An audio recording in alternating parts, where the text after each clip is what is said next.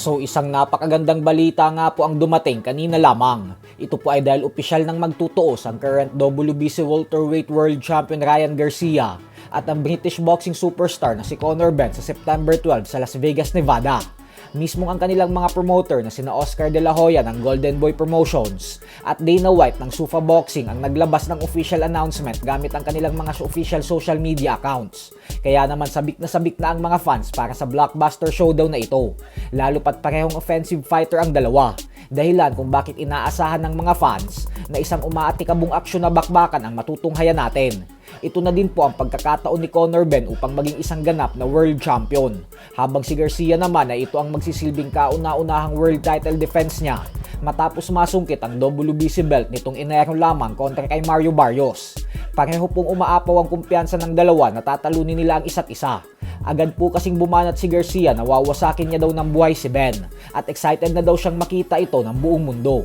Habang si Conor Benn naman ay bumanat din na lubos-lubusin na daw ni Garcia ang pagiging kampyon nito kasi 2 buwan na lang umano at nanakawin niya na ang hawak nitong titulo.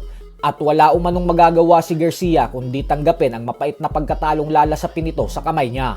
Kaya naman abangan na lang po natin yan.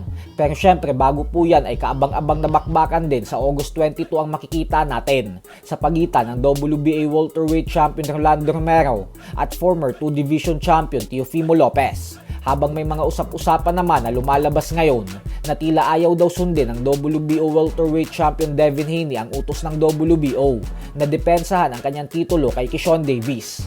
Wala pa naman pong kumpirmasyon yan, pero tingnan po natin sa July 20 kasi hanggang dun lang ang araw na binigay ng WBO upang magkasundo ang dalawa sa negosasyon kung ayaw nilang humantong sa first bidang laban.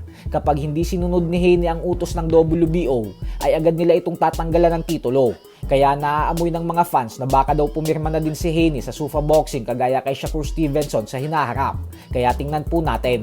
Sa kabilang banda naman mga idol ay bagamat nga po nangangati na tayong mga Pinoy boxing fans na pumalag si Naoya Inoue sa ating pambato na si Angas ng Pinas General Casimero upang makita ng magtuusang dalawa, ay sinasabi pa din ng mga Japanese fight fans sa mga komentong iniiwan nila sa social media na hindi pa rin daw dapat bigyan ng pagkakataon ni Inoue si Casimero dahil pera lang naman daw ang habol nito.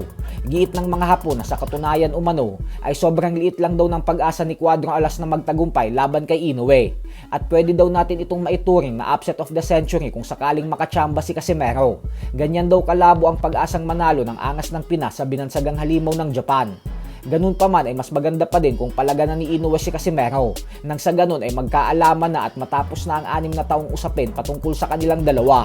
Total ay naghahanap lang din naman ng laban si Inoue bago ang mega showdown kay Jesse Bam Rodriguez sa susunod na taon. Kaya perpektong panahon na ito para labanan niya si Casimero. Lalo pat contender na din naman ito para sa mga titulo niya sa IBF and WBO. Ang problema ayaw talaga pansinin ni Inoue si Cuadrong Alas. Kahit ilang beses na itong binabanatan ni Casimero ay tahimik talaga siya. Pero ganun pa man ay paniguradong nababasa lahat ni Inoue ang mga banat sa kanya ni Casimero. Lalo pat binabalita ito ng mga higanting boxing media outlet sa bansa nila. Sadyang mas pinipili lang talaga ni Inoue manahimik at huwag pumatol. Kaya naman kayo na lang pumusga dyan. So hanggang dito na lang po muna tayo mga idol.